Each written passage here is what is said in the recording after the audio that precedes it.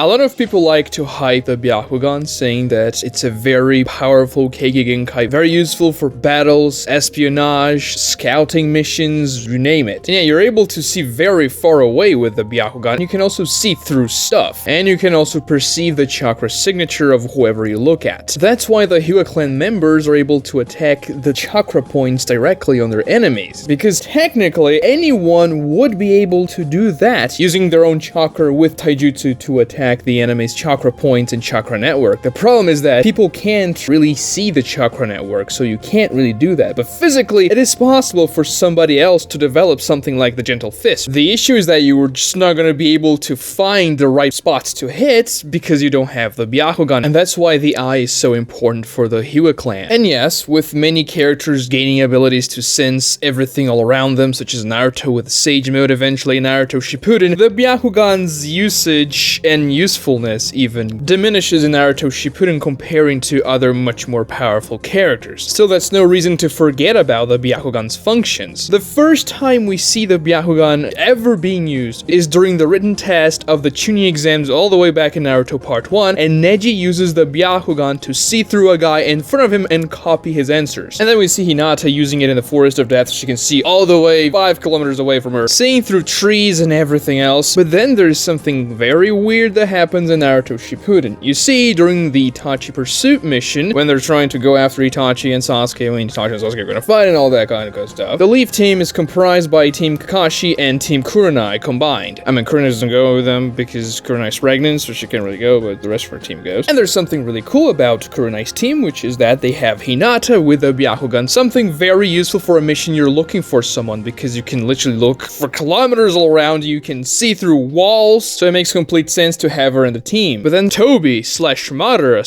/ Obito arrives to stop Team Konoha from getting to Sasuke and Itachi's fight. He didn't want them to interrupt, so he was just like interfering with them, playing around, phasing through their jutsus as though, oh, I'm just goofing off, guys, I'm just a goofy character. And then in the end, when Zetsu arrives and says Sasuke won the fight, he's like, oh, it's just as I expected, revealing himself to be much more than just a goofball. Well, the audience already knew about that, but he's revealing to the characters. But think about this for a second. This dude with an orange mask shaped like a butt arrives to your battlefield, and he's an Akatsuki, which means he's of high interest to the Leaf Village, and you want to know everything about this character, you want to defeat him, you want to possibly try and even capture the guy to question him more about the Akatsuki and their objectives, and he's wearing this mask. You can't really know who the guy is, or how he looks like, or whatever is behind the mask. Like, you just have no idea, which is the purpose of the mask, right? Obito was trying to pretend he was Madara Uchiha so that he could play everybody in the world into believing he was much more powerful than he was, and that he was actually the legendary shinobi, making everybody afraid of him, and this will facilitate some of his plans in the future. It's such a shame we don't have somebody in the Leaf Village team that can literally see through things and could look at Obito's face right through the mask. Am I right, Hinata? I mean, it's not as though Hinata is looking straight at Obito with her Byakugan flaring, and she's literally trying to deduce his movements, attack patterns, trying to figure out who the guy is with her Byakugan, and she's not saying anything about how he looks like. Naruto-kun, that's so weird. The guy has half his face kind of destroyed. It's so strange. It's almost as though a massive rock fell on him 18 years ago. Oh, and he also has 2 Sharingan. That's really weird. I didn't know there were so many Uchihas around. Yeah, because by the way, Obito had 2 Sharingan at that point of the story. His original Kamui Sharingan, and also a spare one that he had on so that he could use Izanagi when the time was appropriate, which turned out to be when Itachi implanted Amaterasu on Sasuke's eye so that he would kill Obito when Obito contacted him, but he had Izanagi to get out of there. So he had 2 Sharingan at that moment. Hinata would see these weird things about the guy they were fighting against because they were trying to figure out the moveset of this guy. Like, what the hell is this guy doing? He's slipping through our jutsus, he's disappearing out of nowhere. You know, all the weird Kamui shenanigans. And I can already see some people coming up with defenses for Obito in this situation. Oh, his mask blocks the view of the Byakugan, therefore Hinata cannot see his face. Which would be just a cop-out answer because we're never informed that Obito's mask has some magical property. It actually seems like a pretty normal, weird-looking mask. It's just something that he uses to not show his face, which doesn't really work against the Byakugan, or does it because Hinata doesn't say anything. But yes, if it was told later on that Obito's mask had some interesting additional properties, maybe even a jutsu he used on it to cover himself from sensorial jutsus, that would be fine because we see materials and things that actually bypass the Byakugan seeing through capabilities. For example, that weird gore that the Sound 4 team uses to put Sasuke on after Sasuke takes that pill to advance his curse mark to stage 2 and that he had to quote-unquote die and they put into that thing. Neji looked into that with his Byakugan and he was like, I can't see through that. It's weird, man. And that makes sense. It was a sealing jutsu, it was something made by Orochimaru, so it would have some weird properties. I can see it having so much chakra around it that it would simply blind Neji's Byakugan to what's inside. But we never get any explanation for Obito's mask, so that's kind of my head canon. But even if you assume Obito's mask has some weird properties that make it immune to the Byakugan seeing through capabilities, there's the entire rest of Obito's body, which is probably even weirder than Obito's face. Obito was smashed by a massive rock. His right half was almost completely obliterated, and Madara had to use half of a white Zetsu body to patch Obito up. That would most certainly be something worth noting. Hinata would say like, oh, okay, this guy is like half weird looking chakra from Hashirama cells. Maybe she doesn't know what Hashirama cells are or the exact way they look in the chakra signature, but she would say something along the lines of, okay, he has a very weird looking chakra in half of his body. It seems like one half of the body is made of some other stuff from the other half. He also has a micro P, but she never says anything like that. And we see in the very same arc when Naruto encounters Kabuto and he is with Hinata and Yamato that Hinata can see different chakra signatures inside the same person. When Hinata looks at Kabuto with her Byakugan, she can see that Orochimaru's chakra is beginning to take over his body. It's very distinct and clear for her. Like, it's literally in the same mission that happens, and she looks at Kabuto and says, oh, okay, the guy's being taken over by Orochimaru's chakra, but then when this guy with the orange mask appears, she doesn't say anything. What gives? Do Obito's clothes have the same properties as his mask?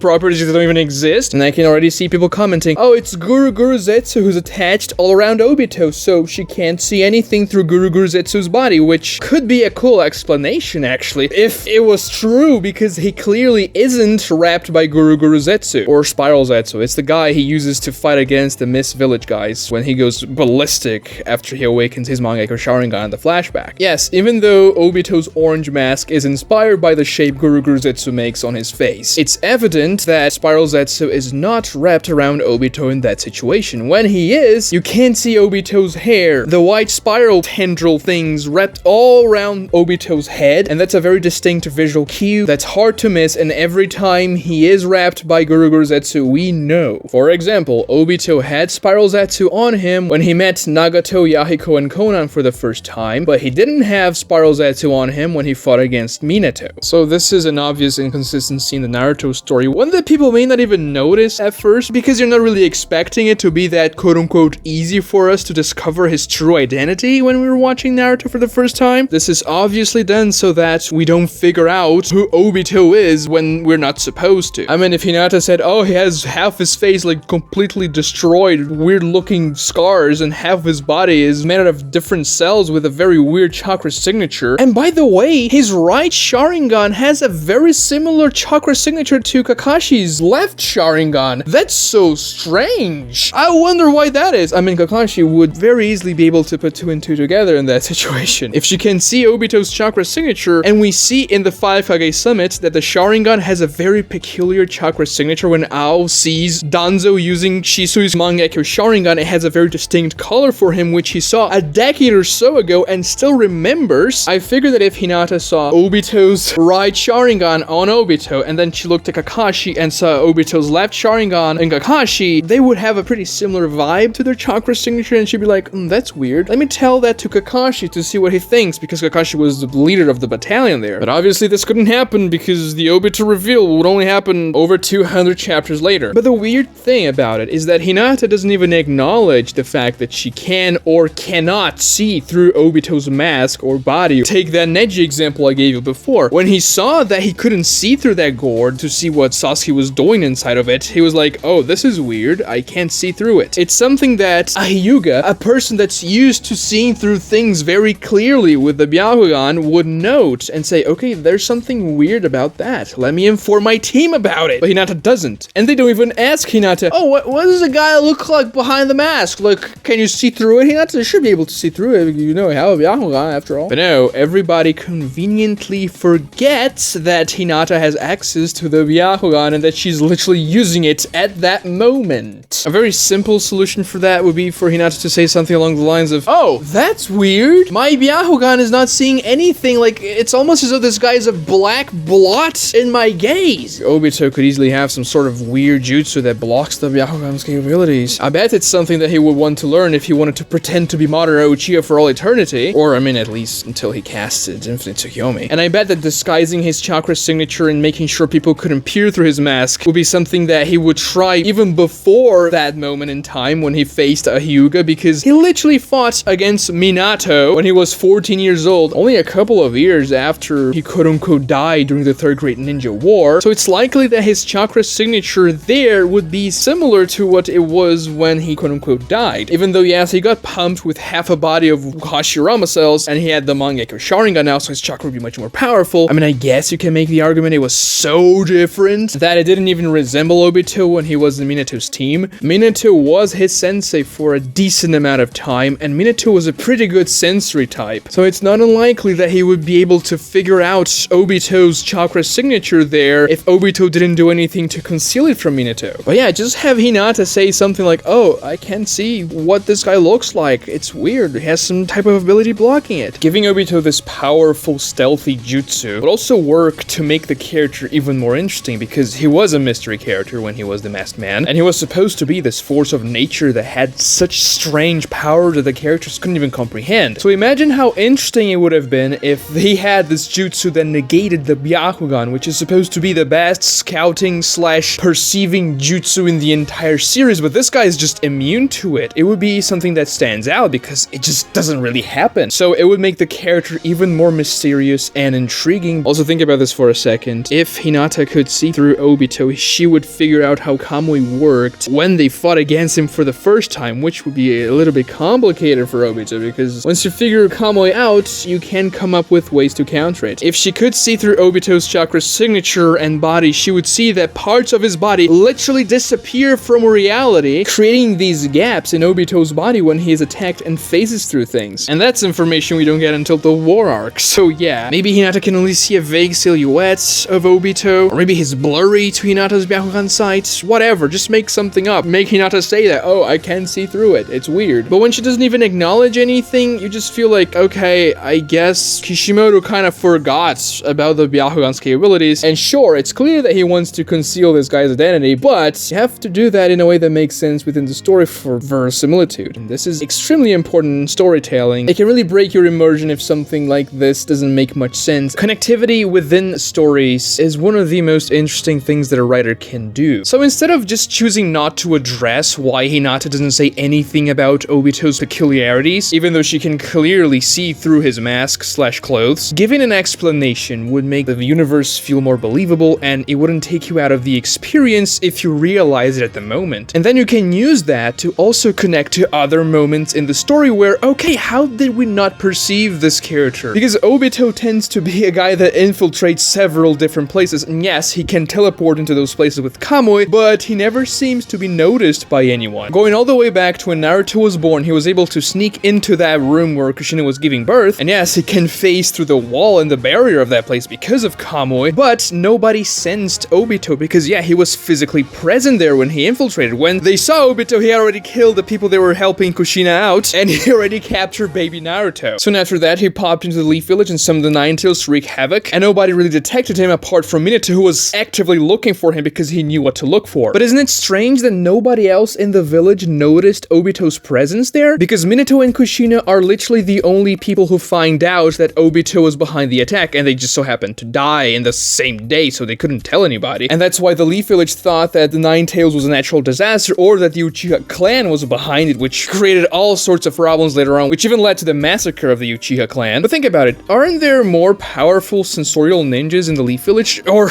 even more Hyugas in the Leaf Village that would be looking all around the village with their Byakugan when the Nine Tails came out of nowhere? Because it was general knowledge that Kushina was the Jinchuriki of the Nine Tails, and if the Nine Tails just popped into the village out of nowhere, okay, maybe someone is behind that, so let's try and look for it. And Minato so happened to be fighting Obito nearby the Leaf Village. We don't know exactly how far away the location where Minato destroyed Obito was, but it's surrounding the village. It's a forest and it's close. And we see several people in the Naruto series that are able to sense things on the other side of the continent, such as Madara sensing Hashirama when he was brought back the Edo Tensei Tensei, and even Minato himself sensing Naruto's chakra when he was brought as an Edo Tensei, the Leaf Village was extremely far away from the 4th Great Ninja War battlefield. So you're telling me that no single shinobi in the Leaf Village, in the whole entire village at that moment in time, would notice the chakra of the 4th Hokage flaring, combating some other powerful shinobi? Now, I guess you can make the argument that the Nine Tails is such a gargantuan amount of chakra that it would just blind your senses and snuff out any other presences that you can feel, kind of like the sun snuffs out the stars during the day. But if Hyugas are looking for things with a Byakugan, then it's not just feeling the chakra presence, you can literally look around. And then, if Obito has an ability to negate the sight of the Byakugan, it would just make sense why they wouldn't really see anything happening during the battle between Minato and Obito. I mean, I guess they could see Minato fighting against this shadow or blur in their vision, but they wouldn't know exactly what it was. There are more moments where it seems like Obito has very good stealth and is able to erase his chakra presence almost completely, such as when he saves Sasuke from Inoki's particle style and Inoki doesn't even notice that Sasuke didn't die. I mean, until Obito shows back up. Or when Obito just appeared to Naruto at the window and he surprised Naruto. Kakashi and Yamato were expecting them to be attacked, but it seems like Naruto was very much caught by surprise there. Or even when Obito caught Conan from behind. Obviously, not all of these ninjas are sensory types, especially the sensory types that are able to sense chakra, because Kakashi is a sensory type, but he uses his nose. So that would require a different type of ability to negate that type of sensorial capability. Obito probably did something about that, because Kakashi, out of all people in the Leaf Village, would be the one to recognize Obito's smell after all this time. Maybe you can argue that Obito's smell became very different because so much time had passed since the last time Kakashi saw Obito, and the new Hashirama cells and everything else in his body changed his smell, but this warrants an explanation, you know? Why doesn't Kakashi recognize Obito's smell after 18 years? I mean, I don't think he would have forgotten it. Or maybe you could argue that Kakashi's sense of smell when he was 13 years old at the time of Obito's quote-unquote death wasn't as developed as it was when he was an adult. But imagine how interesting it would have been if we got an explanation as to why Obito was so sneaky all along, and why nobody was able to see him even with the Byakugan. It would connect all those different story points, and whenever this happens in any story, when you feel that things are connected, and the author put a lot of thought behind it, it just makes you feel good when you read it, and you get that, oh, that's a really cool story. Unfortunately, Obito is certainly not the character you get that feeling from when you read Naruto. There are several weird inconsistencies and plot holes regarding Obito's character, and he's probably the worst offender of that in the entire Naruto series if you don't count like non-characters like Kaguya and Black Zetsu. And yes, obviously connecting all the elements in the story is much more difficult in a weekly release, which Naruto was, because Kishimoto had to come up with a story of the chapter and then draw the entire thing in a week for 15 years. Planning things in advance in this situation is not exactly easy. Kishimoto didn't even intend for Naruto to be such a long series, and this is well documented, so obviously many things were created as Kishimoto wrote the story along. That's why Naruto has so many retcons and these quote-unquote smaller inconsistencies, which, let's be real, Hinata not seeing through Obito's mask and revealing Obito's identity at the wrong time doesn't ruin the story whatsoever. It couldn't happen there in the story because it just wouldn't be a very good way to tell it. Narratively speaking, it would just be a weak choice to reveal Obito's identity right after he was revealed to be quote-unquote Madara, and I'm pretty sure most people can overlook this particular detail. But if this detail was used in favor of the story instead of just being ignored, the story could have been even better. Like this video if you enjoyed it, subscribe to this channel, and please ring the notification bell so you know when the videos come out. Watch this other cool Naruto video right here for more content, and thank you so much for watching.